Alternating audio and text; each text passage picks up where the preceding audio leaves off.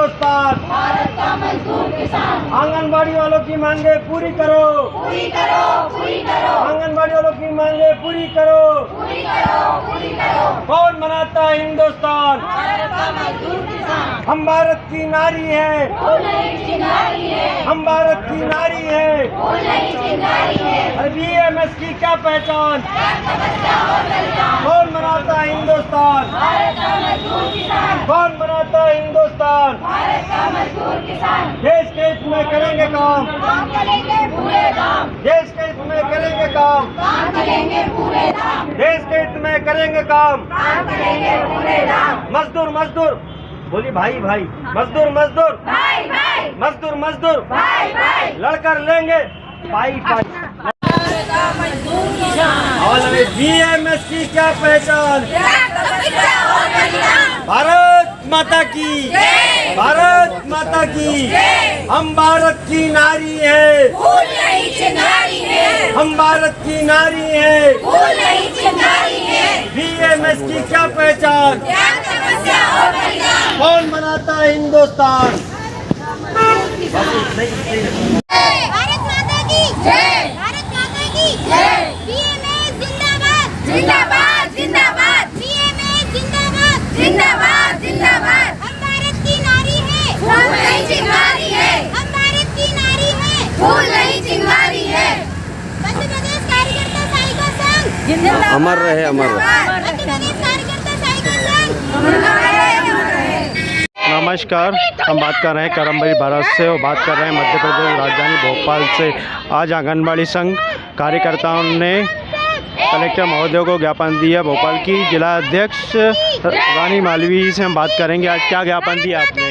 Sir, हमने मध्य प्रदेश आंगनबाड़ी कार्यकर्ता और सहायिकाओं को परमानेंट करने के लिए ज्ञापन दिया है। अच्छा, मतलब जो हम लोग काम करते हैं उनका हमें मानदेय जो मिल रहा है वो कम है और हमारी कुछ डिमांड्स हैं, जैसे कि हमें शासकीय किया जाए और जब तक हमें शासकीय नहीं किया जा रहा अच्छा, तब तक उसमें मतलब हमारा मानदेय जो है वो 18,000 और 9,000 कर दिया जाए।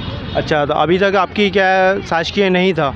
सर, शासकीय तो हम अभी भी नहीं है। अच्छा अच्छा, मानदेय पर सर, मानदेय पर है और हम ये भी चाहते हैं कि हमारे नाम, हमारी जब नियुक्ति होती है तो नियुक्ति के समय आदेश में देते हैं मानदेय, वेतन भोगी, वो शब्द हटा दिया जाए। अच्छा, हमें परमानेंट वो नियुक्ति के समय वेतन परमानेंट मतलब सीधी भर्ती का वो दिया जाए, सीधी भर्ती का आदेश दिया जो भी जाए। मतलब योजनाएं हैं, जो सारी सुविधाएं हैं वो भी हमें सभी को दी जाए। क्या क्या मांग रही हैं आपने? हमारे इसमें है कि हमें सबसे पहले तो सरकारी कर्मचारी का दर्जा दिया जाए और हमें जो मध्य प्रदेश सरकार ने जो बोला था 1500 रुपये एरियर का, उसका भुगतान किया जाए। सरकारी जो भी सुविधाएं हैं वो सारी दिए जाएं। इसके अलावा जो भी रिटायर्ड हो रही हैं उन लोगों को कुछ नहीं मिल रहा है। मध्य प्रदेश सरकार ने पहले सब कुछ देने का वादा किया था, लेकिन अभी अपनी सारी मांगों से मुकर रही है। जो घोषणाएं करी उनसे सबसे मुकर रही है, तो उन्हें वो सारी चीज़ें दी जाए। 5 लाख रुपए का जीवन बीमा जो बोला था, वो 5 लाख रुपए का जीवन बीमा है वो किया जाए। आयुष्मान कार्ड की जो पात्रता है वो हम लोगों को दी जाए।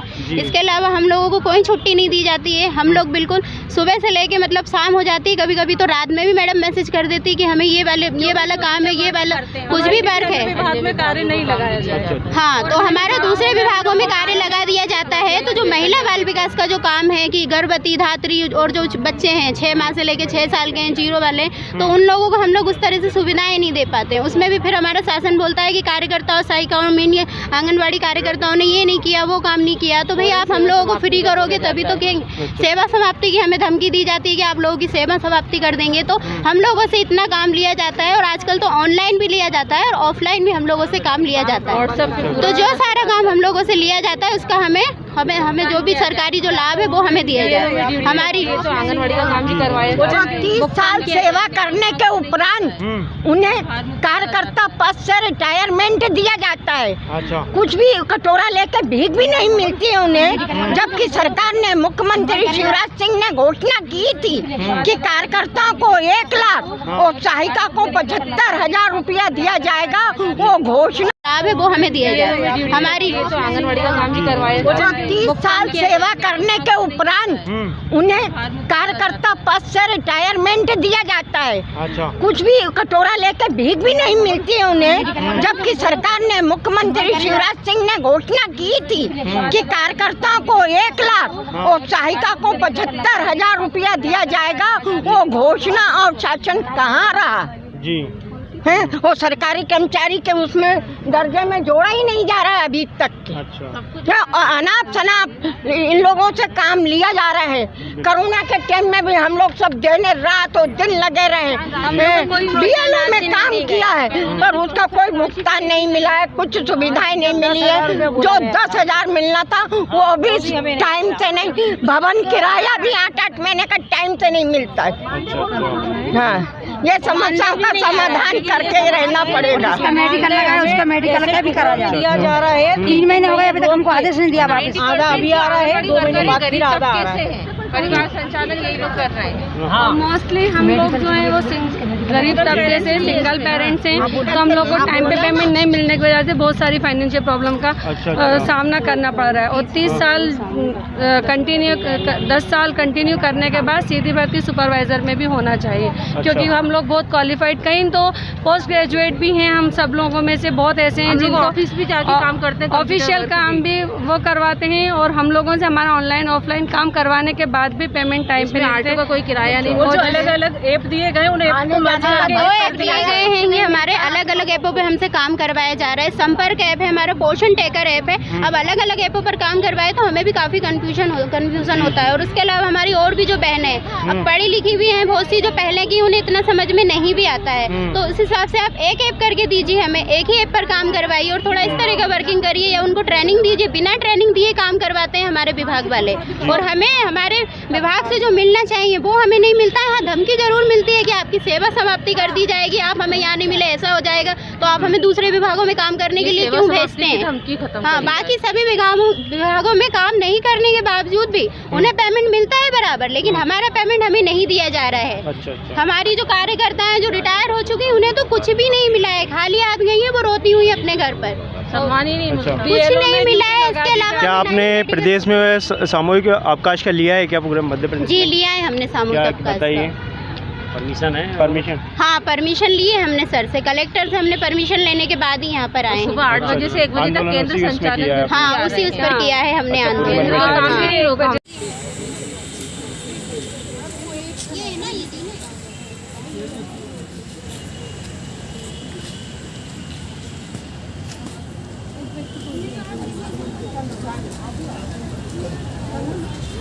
जब हमको मोबाइल मिले ही नहीं तो फिर हमसे मोबाइल से काम क्यों करवाएंगे?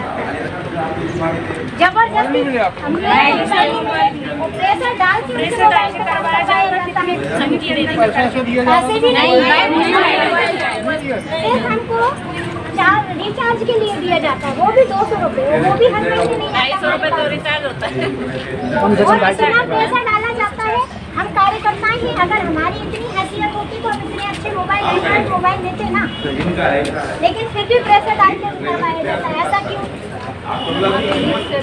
नहीं करना तो नौकरी छोड़ दो सर, ऐसे धमकी देते हैं। और सर दूसरी बात, हम कार्यकर्ता हैं, हमको तो वैसे ही इतना अपने आंगनबाड़ी केंद्रों पर इतना वर्कलोड होता है, लेकिन फिर दूसरा विभाग लगा देता है। आज ही नगर पालिका के यहाँ बहनों की हमारी ड्यूटी लगी है सर्वे में, मूलक सर्वे में। अगर हमारी आज मीटिंग हो गई है ना, हमने धरना देना थी, लेकिन वहाँ से बेवजह प्रेशर डाला जाता है कि आपको हटा दिया जाता है, आपका टेंडर कहाँ है। मतलब सहयोग के नाम पे हमको जबरदस्ती वहाँ पूरा काम करने के लिए धकेल दिया जाता है, धमकी दी जाती है सर कि नौकरी छोड़ तो नहीं करना है, हटा दी जाएगी। इसलिए हम नोटिस दे रहे हैं। एक साथ 10-10, 12-12 काम कराते हैं, सुपरवाइजर की भी स्थिति ये है कि अगर इसकी तबीयत खराब है, ये नहीं जा पा रही है, वैसे इसका काम बहुत अच्छा है, लेकिन ये नहीं जा पा रही है, जैसे ड्रेस भावना से नोटिस पे नोटिस पकड़ाए जाएंगे। कोई अधिकारी सुनने के लिए तैयार ही नहीं है हम लोगों की बात। मतलब हमारे विभाग के तो नहीं सुन रहे, टाइम से हमारा मानदेय भी नहीं आ रहा है। 3 महीने मानदेय कुछ भी नहीं आता है, तो हम लोग भी देखते हैं क्या रहता है। जब सेंट्रल गवर्नमेंट बजट देती है, फिर वो हमारे सर्वर पे आता है, फिर हमारी ट्रेजरी में आता है, फिर वो आपका उसमें आने में पैसा। नहीं सर, अभी पीएस महोदय ने डाला है कि जुलाई अगस्त का मानदेय निकाल दिया गया, हम लोगों के पास है, लेकिन हम लोगों को क्या बना दिया जाता है बेवकूफ, अभी आपके वेंडर कंप्लीट नहीं है, वेंडर कंप्लीट नहीं है, और अभी जो हम लेटर लिखेंगे पीएस महोदय को तो कल हमारा मानदेय डल जाएगा, तब एक दिन में वेंडर बन जाते हैं। तो ये कौन सा तरीका? कौन अधिकारी यहाँ करते हैं कहाँ वो जिलाधिकारी डालने वाला? वो डालने वाले तो बाबू ही डालते हैं, बाकी ये लोग तो अपना बना के देते हैं। नहीं, मेरी बात शंकर जी हैं हमारे, शंकर जी, दीपक शंकर। उनसे मैं बात करता हूँ। नहीं वो सर वैसे तो अच्छे हैं, बहुत अच्छे हैं। तो सारे अधिकारी अच्छे होते हैं? नहीं सर, नहीं होते सारे अधिकारी। हमने तो नहीं देखा कि आंगनबाड़ी नहीं सर। कार्यकर्ता कोई बोली हो कि हमारे जिला अधिकारी अच्छे नहीं हैं। सर, हमारे शंकर जी जो हैं बहुत अच्छे हैं। उनका वो बोलते हैं किसी विभाग का काम मत और कार्यकर्ताओं तो को फिर वो क्यों नहीं करते? बिल क्यों नहीं डाल रहे हैं? है ना? अगर इतना वो है तो नहीं, जल्दी लेकिन सर कर कुछ सुपरवाइजर है हमारी बहनों को बहुत तंग करते हैं। नहीं सर, हमें अगर लिखना दे तो उसके उसमें व्यक्तिगत पद पर चाहता होगा ऐसा कोई व्यक्ति वास्तव में द्वेष भावना के तहत परेशान करता है। जी जी, वही हमारी इस बहन को बहुत परेशान कर रही है। कौन सी बहन? क्या नाम तुम्हारा? सुपरवाइजर, अभी वो तबीयत खराब थी मेरी, तो उसमें भी हमें नोटिस दे रहा है, साथ ऐसा ही है। सुपरवाइजर का नाम बताओ। हाँ? सुपरवाइजर कौन है? अंजू गोरपे मैडम, चलो ठीक है। अंजू गोरपे गोरपे। गोरपे गोरपे इसमें लिखा है नाम उनका? नहीं नहीं, इसमें तो माननीय मुख्यमंत्री जी के नाम ही नहीं विज्ञापन। ठीक है, अंजू गोरपे।